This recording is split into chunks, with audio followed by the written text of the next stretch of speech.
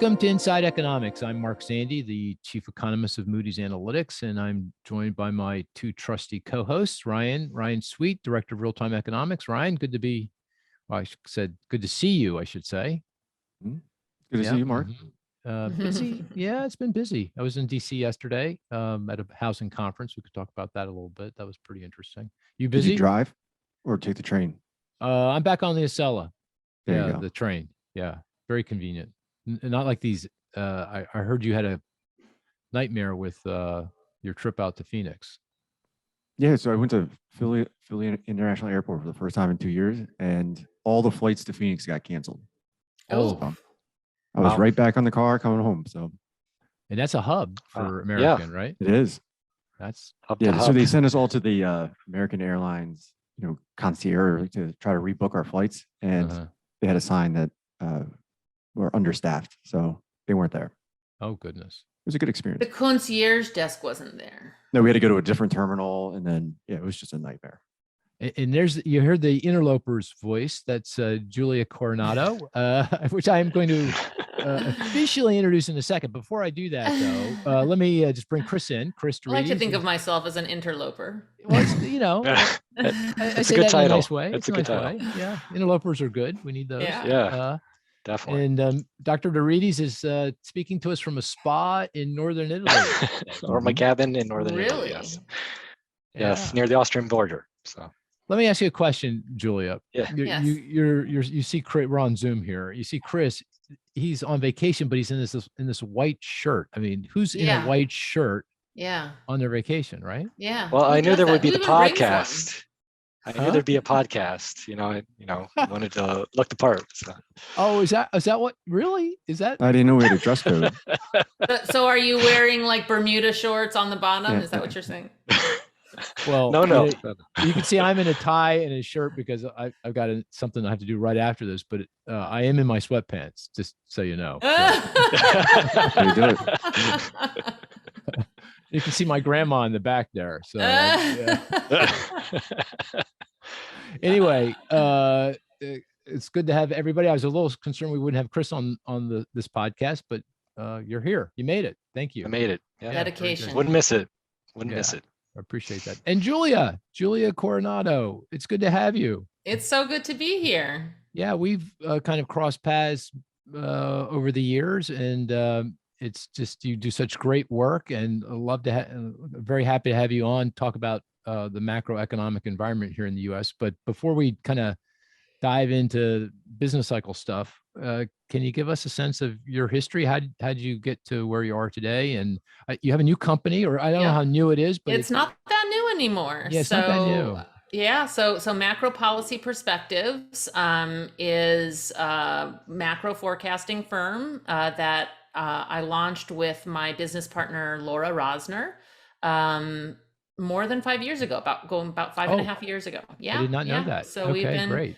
We've been doing this a little while. We're growing. We just hired a new economist. So things are good. People want to have macro people to turn to and ask questions. And, it's an incredibly uncertain environment. It's not easy forecasting, but it's also, as you know, for clients, it's just about thinking through risks and possible scenarios in addition to actual point forecasts. So that's what we do, and it's been going really great.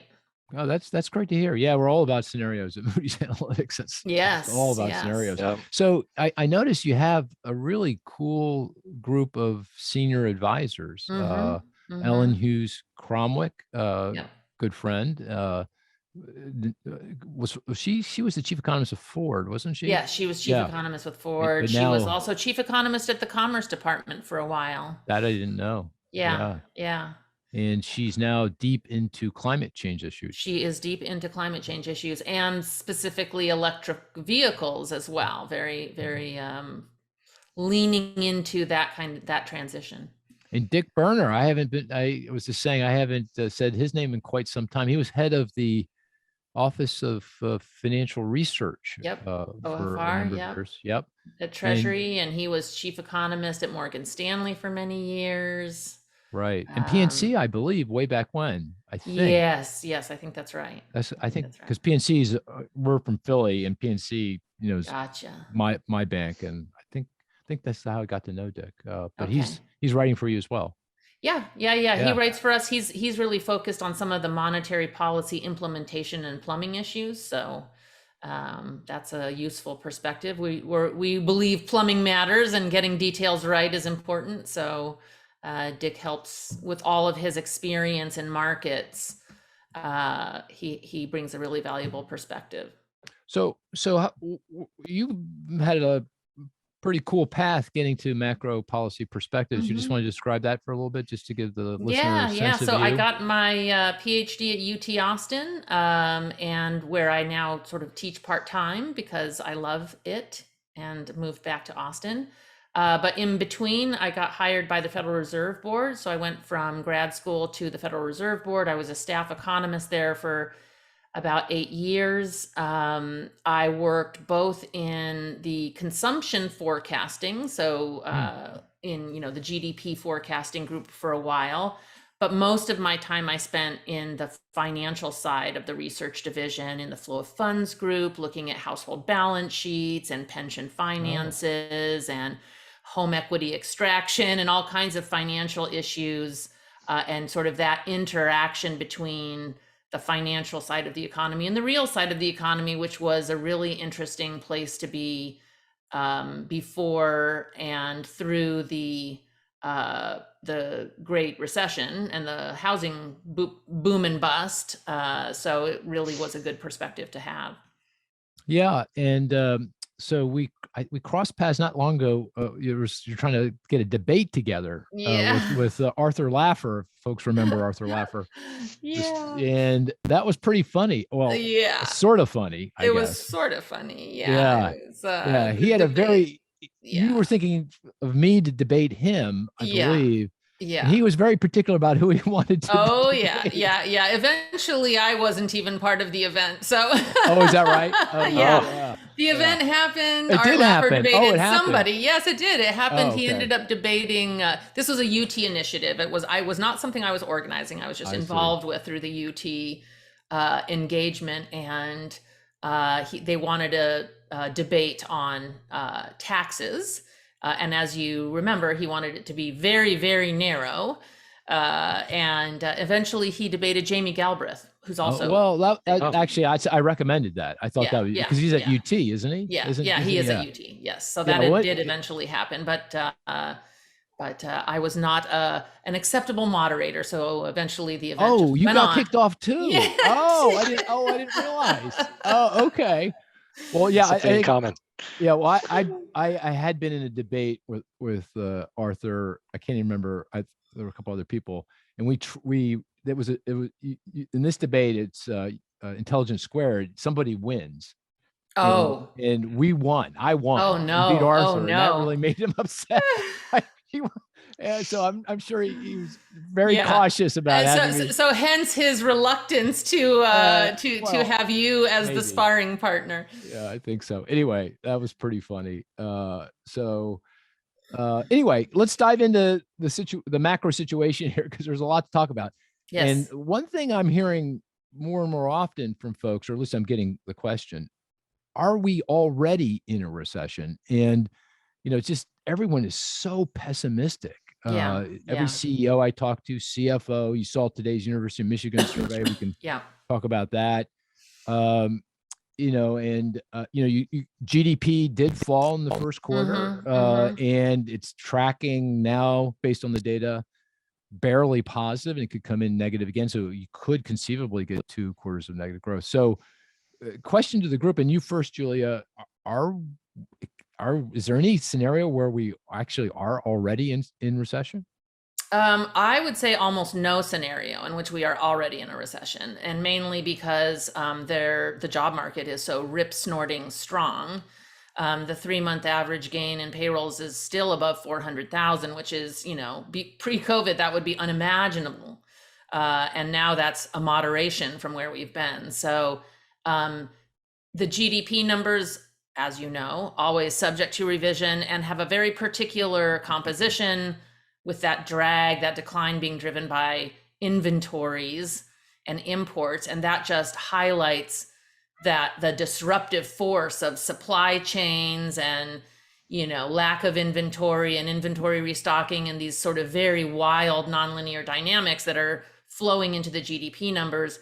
Looking at consumption, looking at investment, looking at hiring, the economy is still very strong. It's moderating, but it's still just got an extremely solid base of that all important hiring spending dynamic.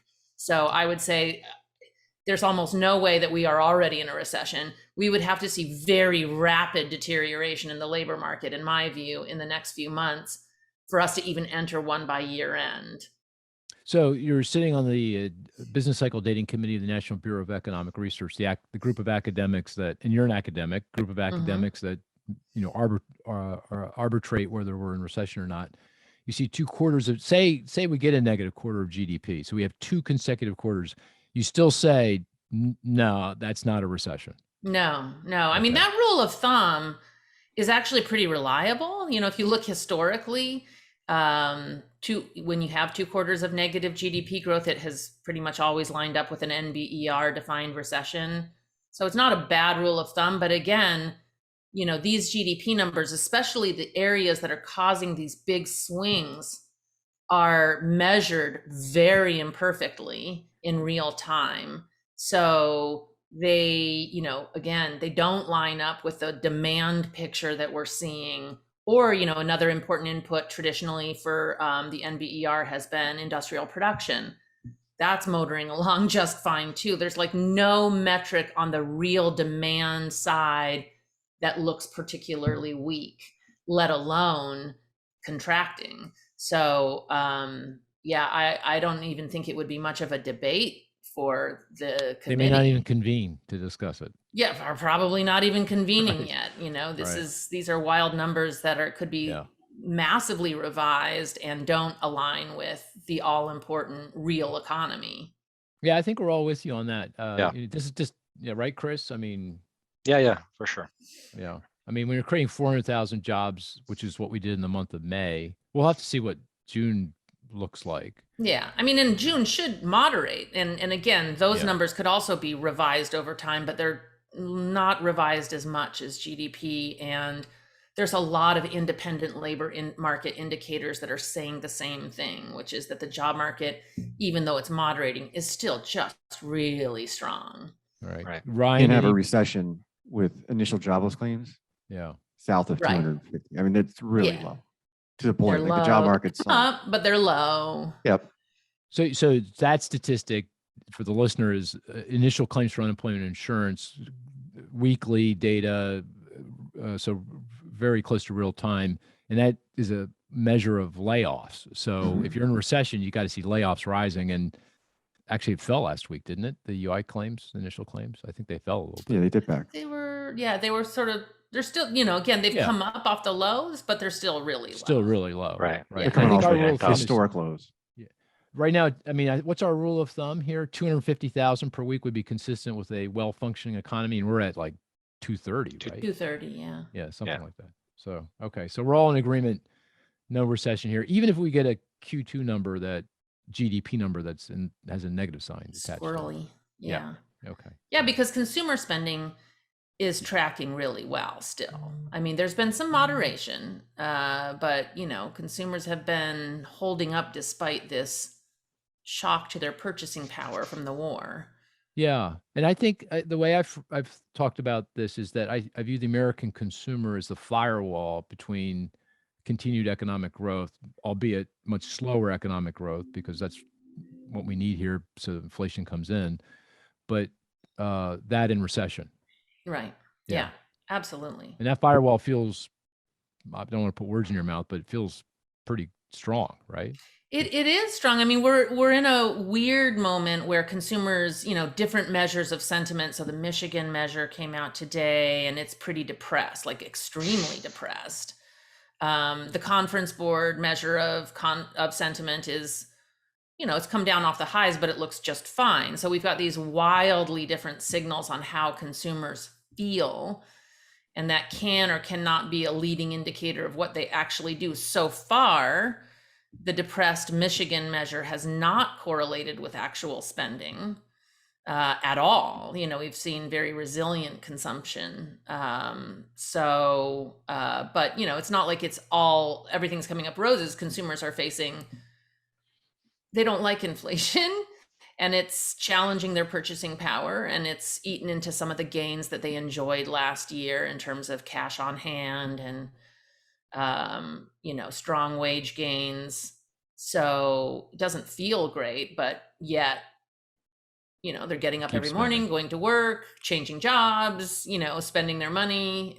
So far so good. That engine is motoring along. Yeah, you mentioned the University of Michigan survey. So Ryan, let me turn to you quickly because that came out. This is Friday morning, June 24th. The University of Michigan survey consumer sentiment survey came out today. You want to just give us a thumbnail sketch of what that said? Because it was pretty dark if you take it by itself. Yeah, it dropped a lot between May and June, and it's at a record low. So the previous record low was in Record low, Record meaning low. in all. This thing's been done since the 60s, I believe, right? The survey. Yeah, I believe so. Yeah. So Yep, the so- lowest ever is what you're The saying. lowest ever. Okay. But the University of Michigan survey, based on the questions, it's very sensitive to personal finances. So it's getting hit double by higher gasoline prices and the drop in the stock market. So it's really not too surprising that the University of Michigan survey is just tanked, where the Conference Board survey, based on those questions, are very sensitive to labor market conditions, and the job market is doing really well. So that's why we have this divergence in sentiment. But to Julia's point, the relationship between consumer spending and sentiment in the short run is very, very loose. So consumers can say that, you know, they're depressed, but they're still going out and spending. Mm-hmm. Right. The one thing that I'd keep a close eye on is Google searches. So I look at Google Trends data, and if you look at search intensity for recession, or what is a recession, it's spiking. So recession's on people's minds, and I think it's just people see the stock market and they assume the stock market is the economy. And then relentless stories about recessions as well. Yeah. So you get that group So think. we're going to test the proposition: can we actually talk ourselves into a recession? Yeah, and I wanted to talk about that. Maybe this is a good time to do it. You know, here's the odd thing to me. I mean, if folks are watching on YouTube, you can see my hairline. I've seen a lot of recessions. In every recession I've been in, no one has actually predicted the recession. You know, some people, like, you know, I go back before the Great Recession, I was warning things are going off the rails here. It feels really bad. But my actual forecast did not have a recession in it, you know, until I think we were actually in recession. You know, we had been in it for a while. And that's the case for every recession. And certainly CEOs and CFOs and the average public, they're not thinking recession. They're not thinking that way. This is going to be the first recession, I think, ever where everyone's predicted it before it's actually happened. Like, yeah, way before. So, Yeah. So I'm of two minds with that kind of frame. One is, well, that means we're going into recession because it's just going to become self-fulfilling. And then the other frame is, well, if we're all thinking that way, it probably isn't going to happen. Yeah. You know, it's like, so how do you think about it? I mean, can we actually drive ourselves into a recession? I mean, for me, it's gonna, it would have to be followed through either on the business side with reluctance to hire or engage in investment, or, you know, a reluctance by consumers to spend. And so that's a possible channel. You could imagine that, you know, every recession is usually not just one shock, but a series of shocks. So we've got this high gas prices, we've got tightening monetary policy delivering a correction in market valuations. You know, we've got, you know, and then that makes consumers feel less optimistic and businesses worry more about the future. And then if that then follows through into a spending strike or a hiring strike or a, you know, a investment strike, then you could see that positive, you know, there's always expansions are positive feedback loops and recessions are negative feedback loops, right? So we're in a positive feedback loop. We've got hiring, consumers have income as long as those paychecks are arriving, and they've got options and they feel good about that. So as long as that's, you know, they've got that underpinning of jobs and income, they could slow their spending, they could shift their spending, but to actually see declines in spending and hiring requires a much different dynamic than what we've seen. So I mean, it's possible, but I can't. And if we go into a recession, it's not like it will be caused by sentiment per se, but those initial shocks that caused the declining sentiment, I would say, and sentiment would be sort of a chaser, and add on to that dynamic. Yeah, maybe the way I would rephrase what you said, or just roll it back to you to see if I got it right. It feels right. You're saying, look, sentiment is so weak, so low. People are so anxious that it won't take much of anything else going wrong here to send them over the edge and for them to pull back and we go into recession. So it's not that we talk ourselves into recession. It's that we're just so depressed, so nervous that, we're skittish. And so if anyone says boo, we're going to run for the bunker and we go in. Well, and there's real things that are making people depressed, sure, right? absolutely. High gas prices, high food prices, high rents. These are all things that make people feel stretched and anxious. Even I would add the shortages. That's an unusual dynamic that we aren't used to. There's a question how much that's depressing sentiment that, we went from a world of efficient, cheap supply chains where I can order anything I want and have it, within 48 hours.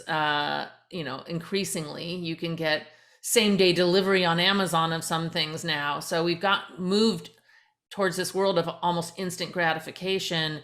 And now we're experiencing, you have to wait months sometimes to get something, or, or you can't get the thing you want, or you have something like a formula shortage. I mean, that's terrifying for parents. So these are, we're used to being an efficient economy, and we're now not as efficient because of some of the supply chain disruptions, and that also makes people anxious and feel bad. And so these are real catalysts that could cause a pullback in spending. The anxiety isn't just coming out of thin air. Yeah, good point. I mean, the fact that Ryan couldn't get to Phoenix, I mean, that, right, exactly. That's like bizarre, right? Yeah. So everybody's like, oh, yay, let's go out and travel and take some summer vacations and go to weddings. Oops. It turns into a travel nightmare. Yeah. And, travel nightmares aren't anything new. For those of us who travel around, they've always been part of life, but more prominent, more common, certainly doesn't make you feel great about getting on a plane and going on a trip. Yeah. Hey, Chris, let me quickly turn to you. I mean, do you think we could talk ourselves into recession? Yeah. I agree with Julia. I think, two things. One is just the disconnect between words and actions, right? Right now, people are saying they're not feeling great, but they are continuing to spend, right? So I don't, psychologically, yeah, absolutely. They don't feel great seeing these prices, but their actions so far haven't reflected that. And then I do think it's more of an accelerant, right? You need to have something else that pushes you towards the recession, and then the negative mood certainly just starts to feed on itself and starts up that negative feedback loop. So. Yeah, I've never seen anything like that. I think that's the case. In our work, we talk to a lot of senior managers of all kinds of companies, and obviously the question I ask is, how's business? And the answer is good. I'm scared to death, and I'm, right. And I'm going to pull back. I go, really? Okay. Anyway, hey, I think this is a good place for the statistics game before we dive into any more statistics. And just a quick summary for Julia's edification. The statistics game, we each tell a statistic. The rest of us try to guess it through questioning and clues and deductive reasoning. The best question is one, or best statistic is one that is not too easy that we all get it so fast. Although, Ryan is really good at this and he gets it so fast. Yeah. I have heard him be good at this game. Yeah, he's good. And if you're really good, by the way, Julia, you get a cowbell. So a cowbell. Man. Yeah, really. You should have told me that in advance. Yeah. I'm a big cowbell fan. Cowbell and a bottle of wine. So, be on your game here. Okay. Oof. We don't want one too hard that no one can get it, but and one that's kind of relevant to what's been going on, but that's kind of open-ended. But let me begin with because Ryan's so good at this. Begin with you, Ryan. Why don't you give us your statistic? I see he's been practicing too. And by the way, this is a hard week because there isn't a whole lot of statistics that came out this week. It's kind of makes it easier though. Oh, does it? Okay, it fire does. away. Yeah. You're up, Ryan. Oh, I didn't know I was getting the cowbell.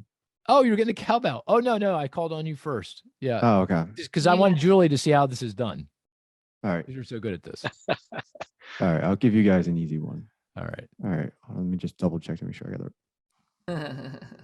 Well, it caught you off guard. 5.3%. You did. Oh, I know what that is. I know 5.3% and 3.1%. I know what that is. All right, go for it. Fire away. Yeah. That's inflation expectations. That's UMISH inflation expectations. Exactly. So one is the 1 year forward. The other is the 5 to 10 year. Yep. And very good. The beauty of that one is that whole 3.3 that drove the Fed to panic and do a 75 basis point rate hike has been revised away in the final. I know. I was going to point that out. Yep. Oh, by the way, hold it before we go into that anymore. This is definitely a cowbell, and I got my own cowbell from VJ. Oh, wow. It's a good one. Look, it's a good one, right? It's a good professional, cowbell. professional Cowbell. Well, so, I guess Chris, did you bring your cowbell to Italy? That would show. I did not, but I've been doing a deep research into cowbells. Okay.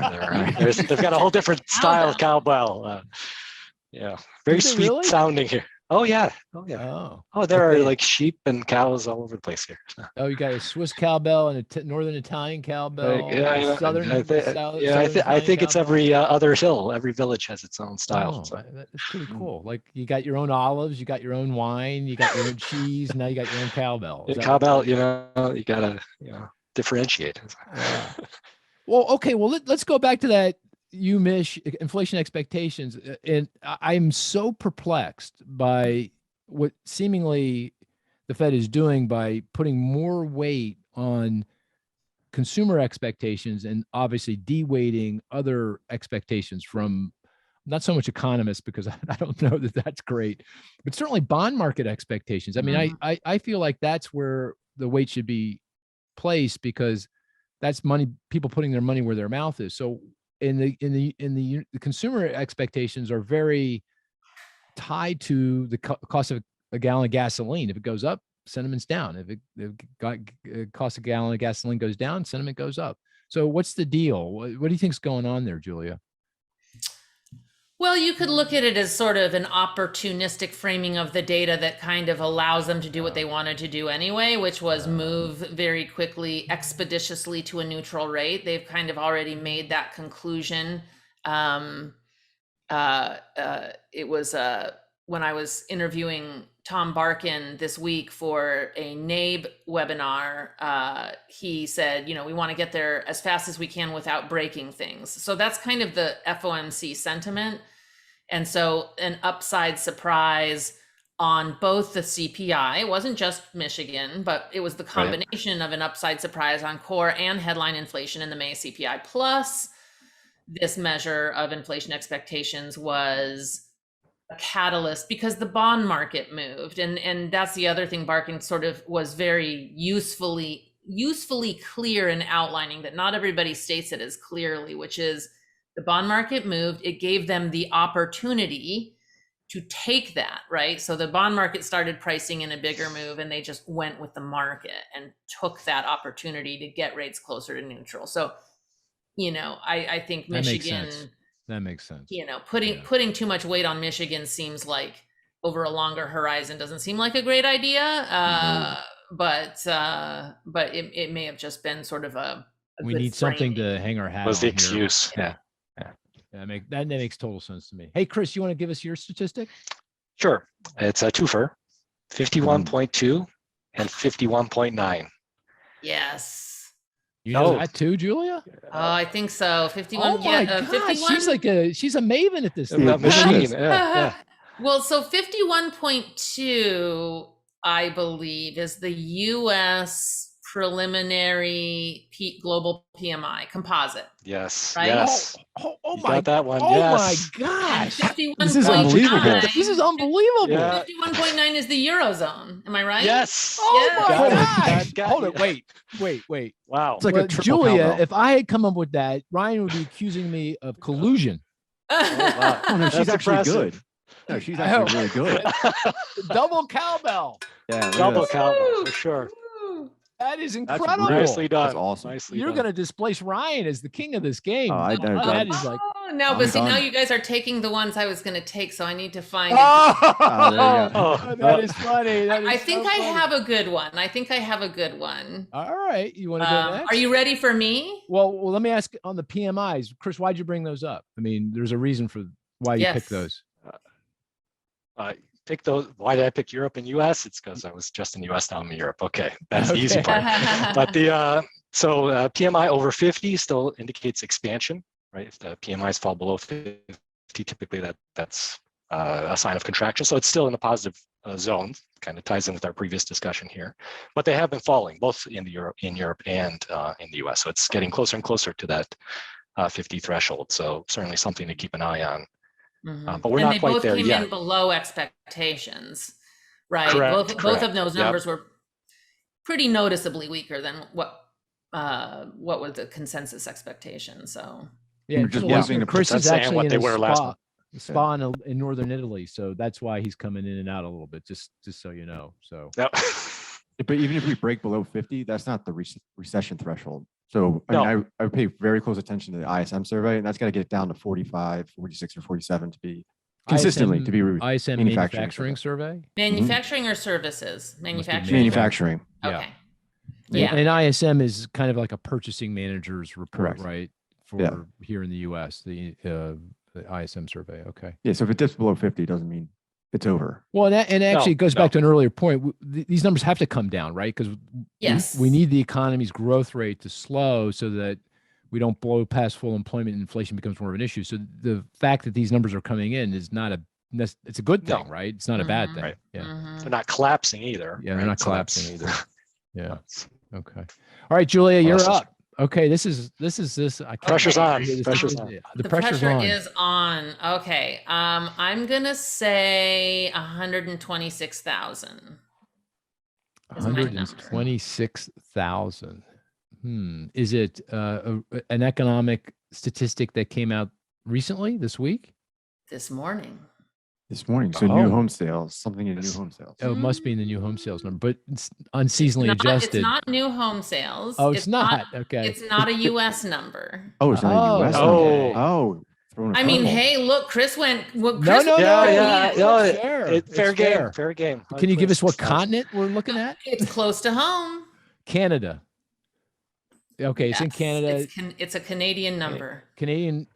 Canada's always like 10% of the US. So no. Yeah, something like 10%, Yeah. 15% Yeah. of the US. Is it? It can't be That's a rough Canadian home sales, can it be? No, it's Canadian employment. It's got to be. I think Canadian it's the only thing that came out. Employment. Oh, I thought the Canadians released their jobs data when we released ours here in the US. Not No? always. Oh, not always. Oh, I didn't know that. Okay. So Canadian employment rose 126K in the month of May. This is yes, it is let's see, I'm looking at the screen. It's for April. This is April. Oh, okay. Oh, So So it must be a different Canadian employment survey. It must be kind of Yeah. like their I think there's household two. survey. Yeah. This yeah. the one that came out this morning has average hourly earnings in it. So that was Yeah. up. Yeah. I So think- it's a very strong number, as you say. If given the scale of Canada, 126,000 certainly is very strong. Is that a pretty good rule of thumb? I take every U.S. statistic and I divide by 10, and that's Canada. Is that kind of roughly right? I think so. Yeah.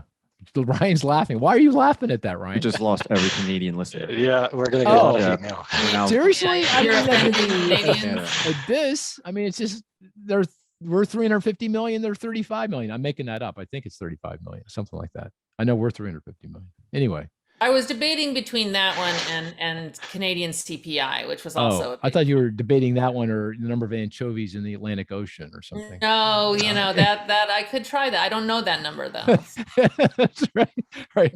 All right. I got one. It might be a little on the hard side. So I'm going to preface it by saying existing home sales, they came out because the housing market is, obviously on the leading edge of the slowdown. It's getting crushed by these higher rates. Yes. And existing home sales, which came out earlier in the week, they were down year to date through May, down 6% from a year ago. So, take the 5 months through May in 2022 compared to 2021, we're down 6%. So with that as a preface, and that's a pretty big preface, the two numbers are down 16% and up 5%. Down 16 and up 5. It's So down obviously- 6. Yeah, go ahead. Are we staying with existing home sales, or is that just Or- housing? Is it That a new home sale? That's a pretty Yeah. obvious. Pretty obvious. Like, Are you going yes. new home sales? Are you going No, new yeah. home sales? No. Existing. We're Oh, sticking. you're staying with No. existing. So it's got to be down 16 and up 5 are the numbers. Right. Is that a And single remember, family, multifamily No. split? Is it price related? Something about prices. Yeah, I was No. thinking prices. No, Nope. Oh, Inventory? must be month supply. No, that's rising. Yes, but no. There's these two statistics are, in a sense, add up to the down 6.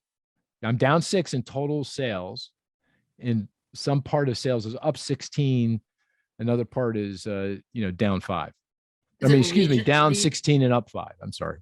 Is it regional breakdowns? No, it's down everywhere. Sales are getting crushed everywhere. So Tell me it's when you not give. Tell me when you give up.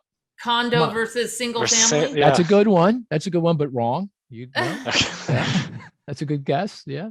Chris should know this because he's the housing guy. This is a it's really also on important one, vacation. too. Like, Got the top right. line, but All I didn't go right. in the report. I'm going to put you out of your misery. The down 16 is the sales to first-time home buyers. First-time home buyers Oh, sales it's are the down breakdown of 6%. sales. And the up 5, that's those are investors in second homes. No. That's the wrong direction. What Right. What do you mean? Oh, you mean not good for home ownership is what you're saying. Yeah. Yeah, well, absolutely. Yeah. But It's just shows interesting you. you say that. It's interesting that showed up in the report because I'm in Austin, which is one of the hottest housing markets, and I'm hearing the opposite, crazy. that the investors are gone. That Oh, really? Yeah, that Yeah. they were really the ones driving the bidding wars and the outsized appreciation, and that with higher rates and now just concerns about valuations correcting, they're gone. And so the only ones left are the home buyers that are hell bent on getting into their homes. So Well, no. Well, last year, in 2021, it was all about the investor. The Right, primary right, buyer. right. They right. were down last year, and now they're big time down this year. But both first time buyers and trade up buyers, right? Trade up primary buyers because yeah. the coupon on their mortgage is well below the current mortgage rate, so they're locked in to a significant degree. But that's interesting you say about investors in Austin. Mhm. And there's different kinds of investors. So maybe those Yeah, folks are there are focused on different the kinds of institutional investors. investor. Yeah, maybe. Yeah, there's So- the institutionals. Definitely in the tech cities, there's also the speculative, element to it. Here's the other cool way of looking at it. They're not mutually exclusive. The cash buyer is up 9%. So home sales to cash Mhm. buyers year to date through May is up 9. That And makes some And to sense. mortgage buyers, obviously the first time Right. buyer and the trade up buyer down 10, Right. down Yeah. 10. So it gives you a That really makes- cool that makes sense of that what's makes going on. perfect sense. Yeah. Yeah. Yeah, very good. Hey, this is going to be a shorter podcast because just everyone's got stuff going on. But I did want to end this way, and this is the way we've been ending, Julia, now for the last few podcasts, is recession odds. This is kind of a cottage industry now, predicting the Yeah. odds of recession. Yeah. So I'd like to know what your recession odds are over the next year and over the next 2 years. And I'll let Ryan and Chris go first. guys, what are your odds, and has that changed since the last time we did this a week ago? Ryan, you go first because you're the darkest one out there. Yeah, let the pessimist go first. I think you are. We haven't heard Julia yet. She could Yeah, be who knows? darker, She could but surprise us. So next year, I haven't changed it. I think it's 45 in the next year. Within the next 12 months. Within the next 12 yeah, months. next 12 months. Yeah. And then within the next 2 years, 65. That doesn't. He's changing on us, isn't he, Chris? No, that's exactly. That's like I Sarah. think he is. I think he is. I think it's Sarah. Sarah's the producer. Sarah, can you start writing these numbers down? I think he's moving on us. No, 65. He's coming in. I think he's coming in. Oh, he did say 65. You know why he said 65, Julia? Why? Because we have this forecast philosophy. If we make a major change in our baseline, kind of the scenario in the middle of the distribution, we have to be very confident in that change. So we have to have a subjective probability of over 2/3 to make the change. So he's going right up to 65. Right on the line. Not 66. Right on the line. Not 66. Yeah. Okay, so 45 and 65. 45 next year, 65 next year. Chris, what are your odds? 40-60 unchanged. 40-60? Unchanged from last week. Last week. Yeah. Okay. From my this previous, I think it last month even. last month. He's been consistent. He'll be consistently wrong, but he'll be consistent. 40-60? Go down with the ship. Yeah. Yep. All right. Should I go next before Julie will let Yeah, you Julie go last? next. Okay. I'm at 40% over the next 12 months in even odds, more or less, over the next 24 months, next 2 years. So a little bit more pessimistic than these two other guys. And that's the same as last week. I did become more pessimistic after the Fed meeting. I thought that was, I had been at 1/3 over the next year, and I raised that to 40% just because that raised alarm bells for me, the way they handled that. But anyway, so we'll turn to you, Julia.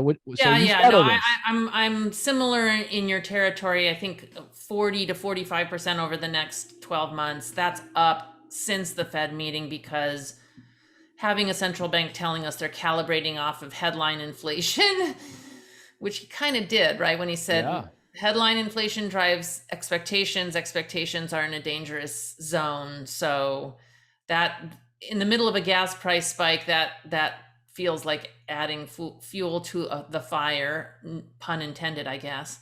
Right. And so we were more in the 30 to 35% camp over the next year, just again because the starting point in the labor market's so gosh darn strong. And then it seems more likely than not over the next 2 years. Although in some senses, if we make it through this gas price spike, totally agree. Yeah, we probably have a longer runway on the expansion. Yeah, I agree with that. The only reason why it's a little higher in 2 years is because you're 2 years out statistically. Yeah, exactly. Yeah. So it feels like it's either going to happen. We're either like in the early stages and it'll happen, or we're actually, some stars are going to align here to take some pressure off, let the Fed cool off, and then the expansion can unfold. I mean, that's certainly the analogy, like people like Jim Bullard have been making, which is, and even Chair Powell, the 1994. Like we go through a scare, right? Got to tighten up markets. We go through a year of volatility. But then you kind of unlock a new phase of the expansion. I like you, Julia. I think you're dead on. You guys are listening to this. Yeah. Maybe we can have you back. Would we love to have you back so that we can gloat. And although I'm a little nervous, if you come back, I'm never going to win this statistics game ever again. Do I get a cowbell? Can I? Yeah, we're going to give you a cowbell, an honorary cowbell. You may even get your name on it. Yeah. What? Yeah, exactly. Exactly. Best swag ever. Yeah, exactly. Well, it was wonderful to have you, and thanks, guys. Really appreciate it. And just a reminder to the folks out there, if you have suggestions for future podcasts, fire away. We can get to us in many different ways, and many of you are. So thank you for that. And we'll talk to you next week. Take care now.